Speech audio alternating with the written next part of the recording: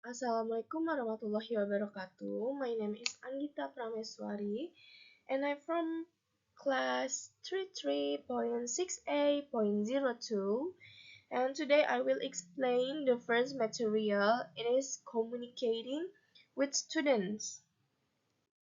The first is what is communicating with students? Communicating with students refers to the process by which a teacher exchanges information, ideas, feelings, and instruction with students in a clear, respectful, and effective manner. It involves both verbal and nonverbal methods of interaction that are essential for building relationship, delivering content, managing behavior, and creating a positive learning environment. Communicating with students is not just about giving direction or explaining lessons.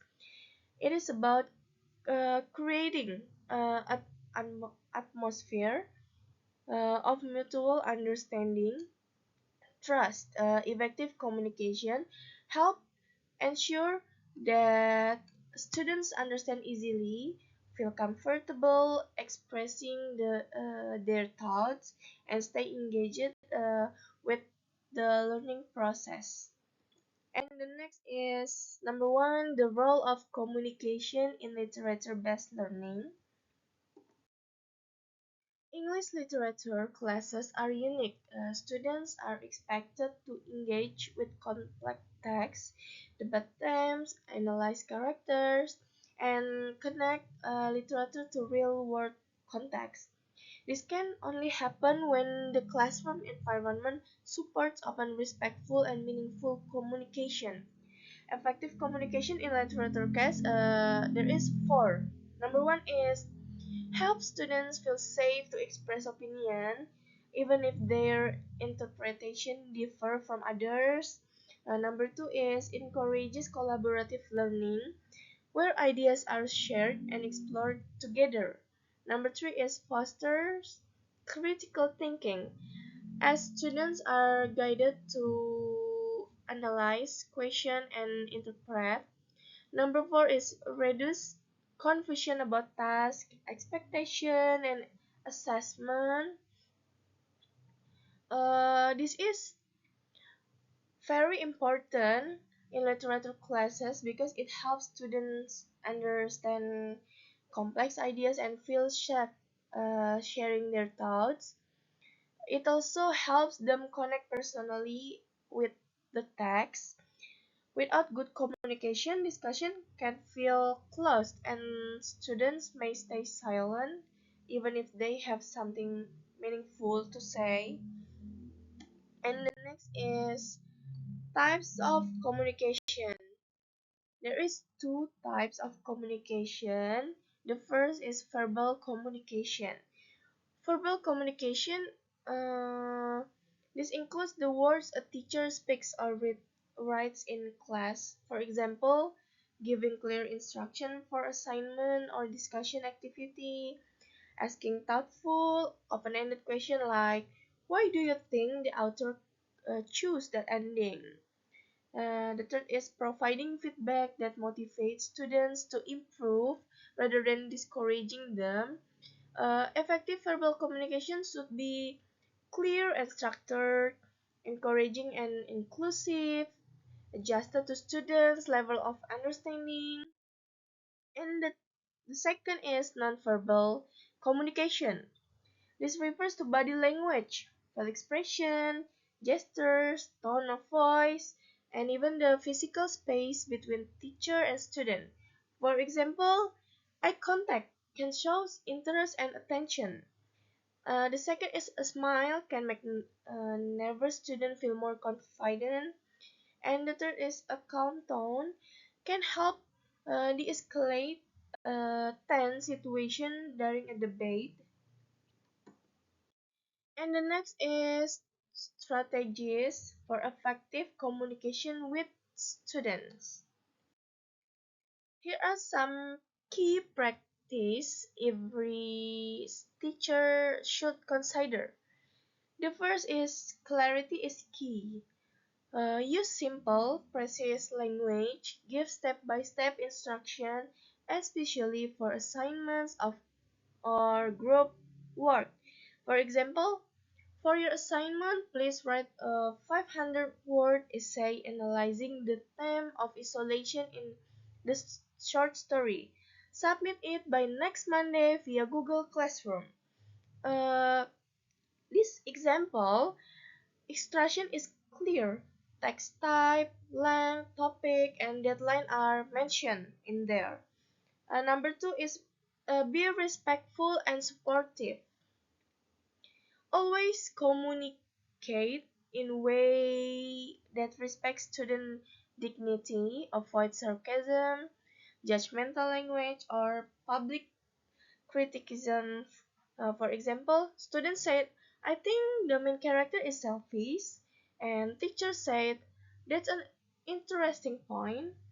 What in the story made you feel that way? This example encourages critical thinking and values student opinion. The next is encourage student voice. Invite students to express their opinions even if they are different from your own. Literature is open to many interpretations. For example, do you agree with the narrator's decision at the end of the story? Why or why not?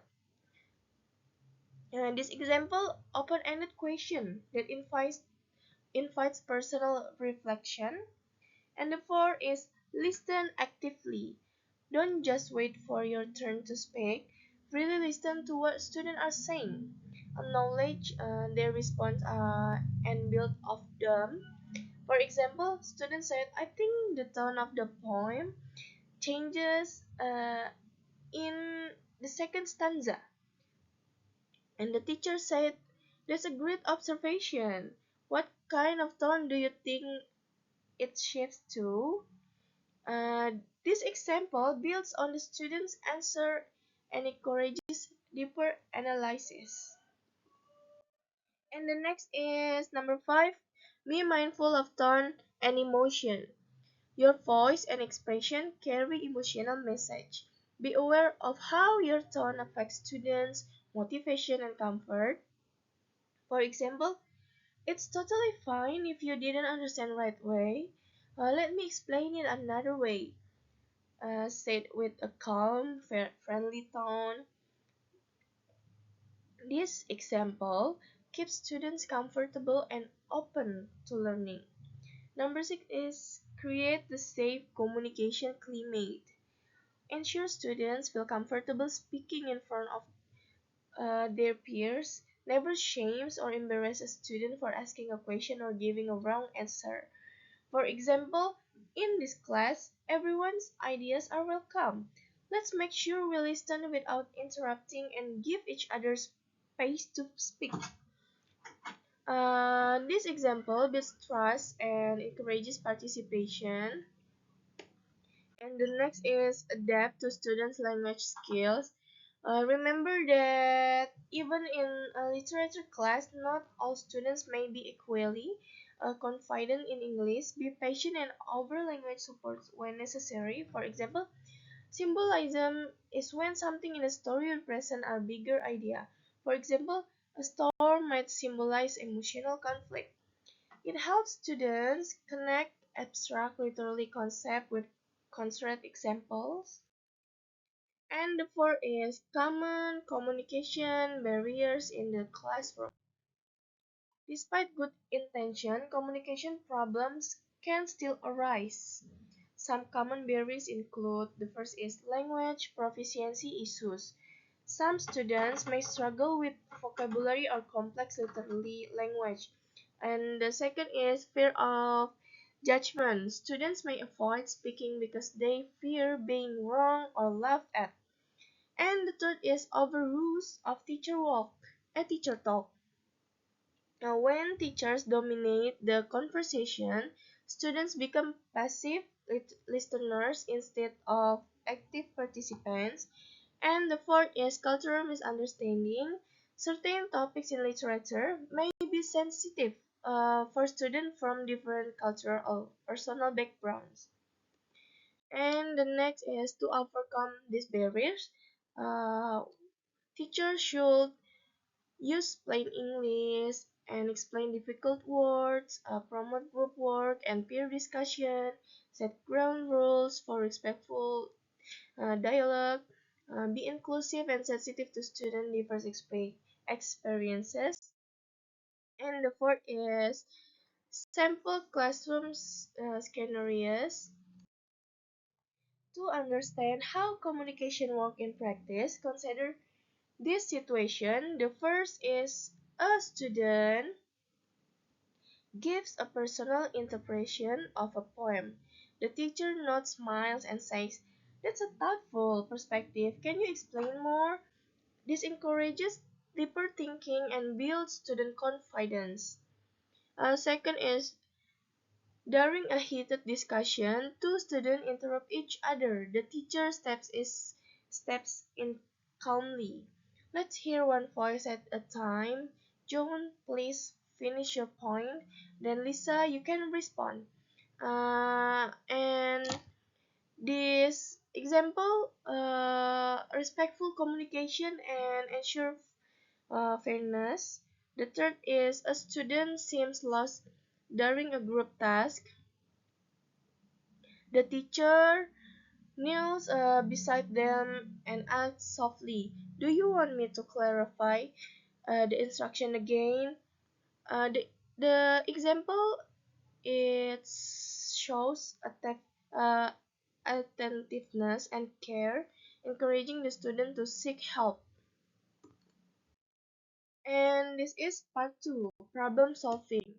Problem 1, Mr. Eliezer repeatedly had problems when leading a class discussions with his junior high school students. No matter what involved in the topics that students were, there were usually several students sitting in the back who would talk, shout out a silly answer, and play with objects they had brought from home. And my opinion, the problem solving one is the problem Mr. Eliezer faces shows that the class doesn't have strong routines or clear rules during discussions. Logically, when students don't know exactly what they should do, they might get bored and start making trouble. A good solution is for Mr. Eliezer to set simple routines before every discussion, like giving short instructions, explaining what good behavior looks like, and asking students to reflect after the activity. He can also give small jobs to students like timekeeper or note taker so they feel more responsible and focused. To manage behavior uh, quietly, he can use nonverbal signal like eye contact or hand gesture instead of stopping the whole class. This way, the class stays calm and the discussion can continue smoothly. Building a classroom with clear roles and respectful behavior will help prevent distraction without needing to punish students all the time. And the problem too is Zefano was one of the most provocative and disruptive students Miss Giandra had ever taught. Throughout class, he continuously talked to girls and the students sitting near him. He made inappropriate and sarcastic remarks in response to almost anything Miss Gianda said. When confronted by her, Zefano grinned charmingly and responded with exaggerated courtesy to the delight of the other students. In my opinion, problem solving too is Zephanos' disruptive behavior is fueled by this desire for attention and validation from his classmates. And when he receives positive reaction, it encourages him to continue. Logically, confronting him in front of the class only fits into this cycle, reinforcing the behavior. A more effective solution would be for Miss Jandra to speak with Zevano privately without the audience to address his behavior calmly and set clear expectation and consequence. Positive reinforcement for respectful behavior could also help redirect his focus from seeking attention through disruption to gaining approval for positive actions. Additionally, involving the class in creating a behavior agreement would help set collective standards and promote peer accountability. Lastly, Miss Jandra should avoid reacting to Zevana's sarcasm in front of the class, as ignoring his disruptive remarks will remove the attention he seeks, ultimately decreasing the frequency of disruptions and fostering a more respectful classroom environment. And problem 3 is Miss Yehezkiela was concerned about the frequent teasing that had begun in her class. It reached the point where there was constant bickering among the students. They became so angry, began yelling, shouting, and shoving one another in class. And in my opinion, problem solving 3 is Miss Yehezkiela is facing escalating teasing and aggression in her class, which stems from a lack of effective conflict resolution and emotional regulation. Logically, when teasing is ignored, it can build tension and lead to more serious disruption like shouting and physical altercation. To address this, Ms. Yehezkiela should establish clear classroom rules around respect and appropriate behavior, while teaching conflict resolution skills that allow students to express frustration calmly and without aggression. Integrating social emotional learning activities can help students develop empathy, self-control, and communication skills. Additionally, she should address conflicts early, either privately or in small groups, and monitor students' interaction closely to prevent escalation. Encouraging positive peer relationships through group work will also foster a more respectful and cooperative classroom atmosphere, reducing the likelihood of further disruption. And this is my presentation about communication with students. Uh, Thank you for attention. Assalamualaikum warahmatullahi wabarakatuh.